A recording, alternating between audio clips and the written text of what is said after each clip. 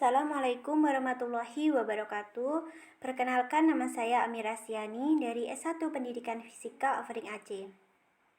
Di sini saya akan menjelaskan tentang artikel dengan judul Meninjau Hubungan Antara Penilaian Formatif dan Sumatif. Untuk yang pertama, karakteristik penilaian formatif dan sumatif. Nah, penilaian formatif ini dilakukan selama proses pembelajaran, sedangkan penilaian sumatif itu dilakukan di akhir pembelajaran. Untuk lebih jelasnya, mari kita simak. Yang pertama, penilaian formatif. Penilaian formatif itu di sini ada dua pengertian ya, dari ARG 2002 dan juga CCSSI dalam MC Manus 2008. Nah, dari definisi ARG ini berfokus pada pelajar dan proses seorang peserta didik itu belajar. Nah, sedangkan untuk definisi untuk sisi SSI ini menanamkan penilaian awal dalam instruksi untuk meningkatkan pembelajaran siswa dan pengajaran seorang guru. Selanjutnya, yaitu prosedur dalam menginformasikan keputusan tentang langkah-langkah yang diperlukan untuk membuat kemajuan pembelajaran. Nah, di sini ada 5 langkah-langkah. Yang pertama itu menetapkan tujuan yang jelas, yang kedua merancang dan memilih metode, yang ketiga menggunakan metode pengumpulan bukti, yang keempat menafsirkan bukti itu, dan yang kelima yaitu memutuskan tindakan yang diperlukan untuk siswa. Dan selanjutnya yaitu proses penilaian untuk tujuan sumatif dan formatif. Seperti yang terlihat dalam bagan ini, jadi A, B, dan C ini menunjukkan aktivitas yang menuntun siswa untuk bekerja menuju tujuan. Nah, untuk bukti yang dikumpulkan dalam kegiatan A ini akan diinterpretasikan untuk menentukan langkah selanjutnya yang mengarah ke aktivitas B. Nah, siklus ini akan terus berulang. Selanjutnya, cara mengumpulkan bukti. Nah, cara mengumpulkan bukti ini ada empat cara, sebagaimana tertera dalam slide. Selanjutnya, yaitu keputusan setelah memperoleh bukti itu ada 4 juga. Yang pertama, referensi kriteria, yang kedua, referensi norma, yang ketiga, referensi siswa atau ipsatif, dan yang terakhir yaitu campuran dari ketiga hal di atas. Untuk alasan kenapa sih menggunakan penilaian formatif? Nah, jadi karena penilaian ini tuh mengikuti dari persepsi ketika pembelajaran berlangsung. Dengan demikian, guru itu dapat melaksanakan perubahan menuju tujuan pembelajaran dalam berbagai cara pada saat itu juga, seperti mendorong berkolaborasi atau kerja kelompok, memberikan tujuan yang jelas, memberikan umpan balik dengan meningkatkan dialog, komunikasi, serta negosiasi. Dan yang selanjutnya yaitu peran perkembangan pembelajaran.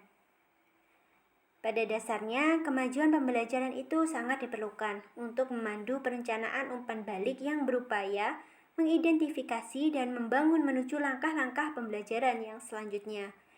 Dengan menyadari perkembangan pembelajaran ini, maka pola berpikir untuk kemajuan suatu pembelajaran itu akan semakin jelas dan cara penyusunannya akan jauh lebih mudah.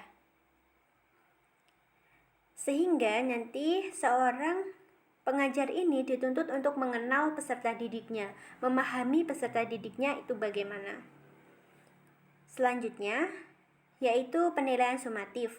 Tujuan penilaian sumatif ini umumnya untuk melaporkan tingkat pembelajaran siswa pada waktu tertentu atau di akhir pembelajaran. Nah, penilaian formatif ini melibatkan pengumpulan, penafsiran, dan pelaporan bukti pembelajaran. Oleh karena itu, penting untuk memahami konsep validitas dan reliabilitas serta interaksinya satu sama lain.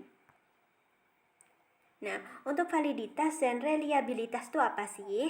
Jadi, secara singkat, kita dapat mengatakan bahwa validitas itu berkaitan dengan apa dan bagaimana suatu penilaian. Sementara reliabilitas itu berkaitan dengan seberapa baik penilaian tersebut.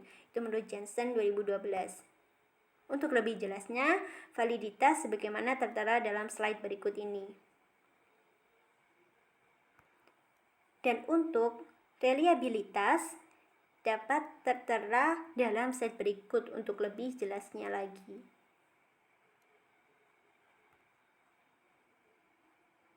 Kemudian untuk interaksi dari validitas dan reliabilitas, yaitu seperti yang telah kita ketahui bahwa jika siswa itu ditanya dalam tes pilihan ganda, nah baik untuk memilih jawaban terbaik maupun untuk menjelaskan pilihan mereka, banyak yang memilih jawaban yang benar, namun tidak dapat memberikan alasan yang valid untuk jawaban tersebut.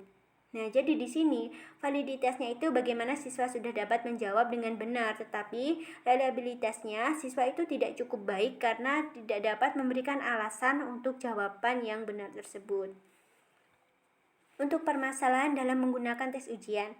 Nah, terbatasnya jumlah item tes karena hanya untuk satu materi atau satu bab dan menyempitnya konten kurikulum dan pedagogi karena muncul kecenderungan mengajar untuk tes.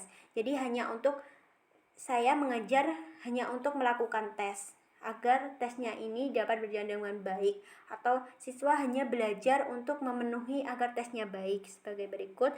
Dan juga bisa jadi penilaian dari seorang siswa jadi seorang pengajar ini mempengaruhi tingkat stres dari peserta didik karena merasa tertekan mungkin dengan adanya tes. Selanjutnya, penilaian formatif dan sumatif itu dimensi atau dikotomi.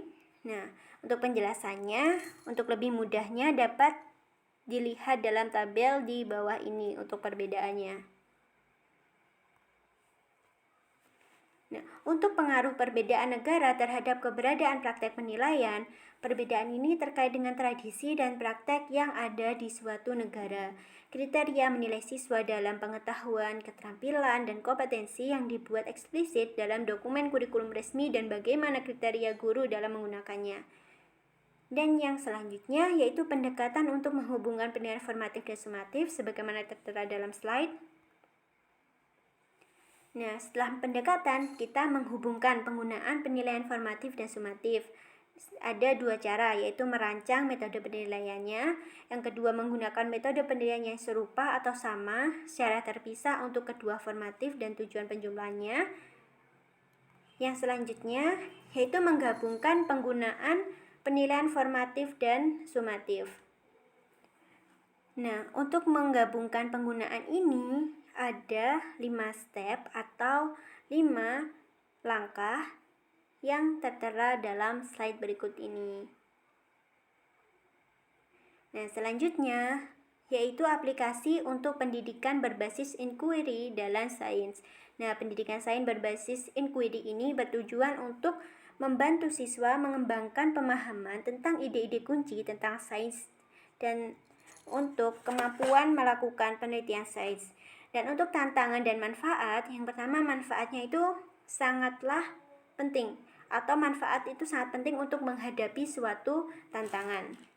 Selanjutnya, untuk tantangannya itu yang harus dihadapi itu diantaranya adalah kebutuhan untuk memastikan bahwa ada tujuan yang jelas. Guru dibantu untuk menerjemahkan tujuan. Guru memahami peran penilaian informatif. Dan siswa dilibatkan dalam menilai kemajuan mereka.